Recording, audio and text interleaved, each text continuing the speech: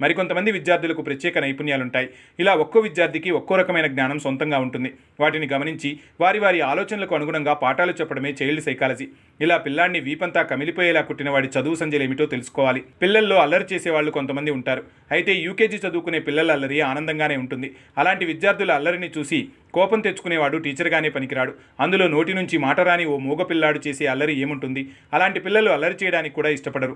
ఎంతసేపు తోటి పిల్లలను గమనిస్తూ ఉంటారు. అంతే తప్ప వాళ్ళు ఇతర పిల్లలతో పోట్లాడేందుకు కూడా పెద్దగా ఆసక్తి చూపరు. అందరి వైపు ఒక రకమైన చూపులతో చూస్తూ మిగతా వారు గలగలా మాట్లాడుతుంటే నేనెందుకు మాట్లాడటం లేదన్న భావన తన మనస్సు ఆ పసిహృదయాన్ని ప్రశ్నిస్తూనే ఉంటుంది.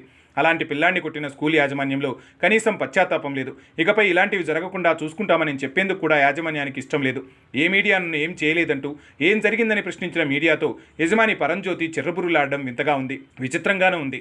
తాజాగా ఆ పసివాడిని కొట్టిన దెబ్బలకు సంబంధించిన ఫోటోలు పెద్ద ఎత్తున భారతీయత అనే వాట్సాప్ ద్వారా వైరల్ అవుతున్నాయి. వరంగల్ జిల్లా మొత్తం పాకిపోయింది.